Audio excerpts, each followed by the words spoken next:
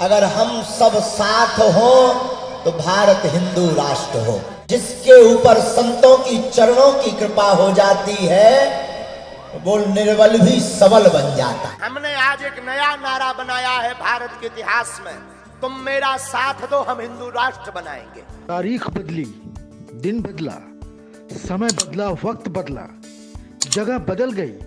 बाबा बागेश्वर धाम से पहाड़ों की सैर करते हुए संगम नगरी प्रयागराज पहुंच गए, लेकिन बाबा का वो बयान नहीं बदला जिसकी वजह से वो सवालों के घेरे में रहते हैं। बाबा का एजेंडा साफ है, देश को हिंदू राष्ट्र बनाना है। पहले वो बयान सुनिए जिसकी वजह से देश में बवाल मचा है। अगर हम सब साथ हो तो भारत हिंदू राष्ट्र हो। जितने यहाँ संत हैं और जितने सनातनी हिंदू हैं सब हाथ उठाओ, बजा दो बिगुल हिंदू राष्ट्र का, आओ जातिवाद को तोड़कर हम सब हिंदू एक हों। पिछले कुछ दिनों में कथावाचक धीरेन्द्र शास्त्री अपने चमत्कार की वजह से अखबारों की सुर्खियों में बने हुए हैं, लेकिन अब वो अपने बयानों की वजह से न्यूज चैनल की ब्रेकिंग बन चुके हैं। सब कुछ एकदम साफ है। पंडित धीरेन्द्र शास्त्री ने जो हिंदू राष्ट्र का नारा दिया है उस पर वो कायम है, और उसी का परिणाम है कि जब वो प्रयागराज पहुंचे तो एक बार फिर से हिंदू राष्ट्र का नारा बुलंद कर दिया। दरअसल धीरेन्द्र शास्त्री प्रयागराज के माघ मेले में पहुंचे, जहां पर उन्होंने गंगा, यमुना और अदृश्य सरस्वती के संगम में आस्था की डुबकी लगाई। इस दौरान उन्होंने एक बवाली बयान देते हुए कहा कि अगर हम सब साथ हों तो भारत हिंदू राष्ट्र होगा। अब हिंदू राष्ट्र का बिगुल बज चुका है और जातिवाद को तोड़कर हम सब हिंदू एक हो जाएं। अगर हम सब साथ हो तो भारत हिंदू राष्ट्र हो। जितने यहाँ संत हैं और जितने सनातनी हिंदू हैं सब हाथ उठाओ, बजा दो बिगुल हिंदू राष्ट्र का, आओ जातिवाद को तोड़कर हम सब हिंदू एक हों। बता दें कि कड़ी सुरक्षा व्यवस्था के बीच पंडित धीरेन्द्र शास्त्री अपने काफिले के साथ माघ मेले में पहुंचे थे, जहां उन्हें देखने के लिए बड़ी संख्या में श्रद्धालु की भीड़ लगी थी। लोग उनकी एक झलक पाने के लिए बेताब थे।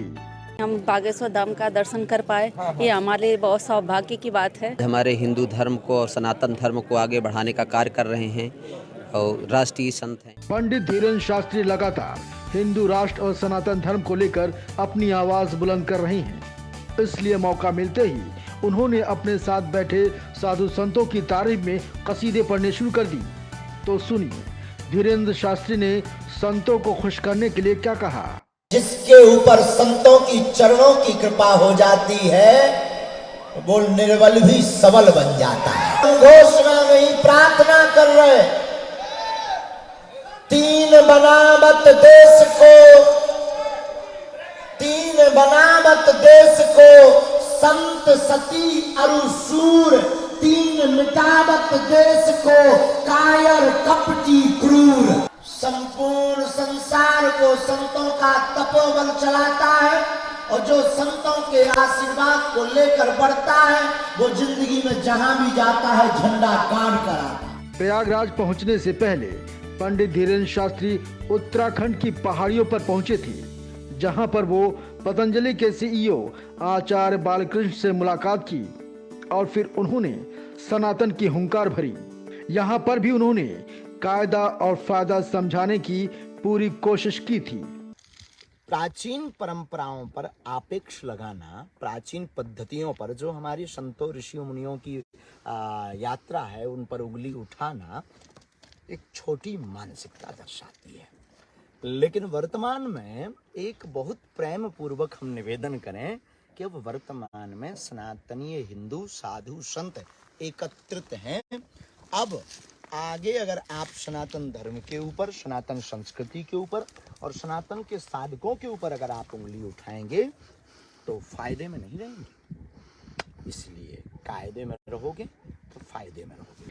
पंडित धीरेन्द्र शास्त्री लोकेशन बदलकर हिंदुत्व पर बयान दे रहे हैं, भारत को हिंदू राष्ट्र बनाने की भरपूर वकालत कर रहे हैं। साथ ही वो साफ शब्दों में कह रहे हैं कि उनका ये नारा कोई नया नहीं है, लेकिन ये भी साफ है कि इस देश में हिंदू राष्ट्र की कल्पना करना मूर्खता से कम नहीं है। Bureau report, Hajiya infotainment.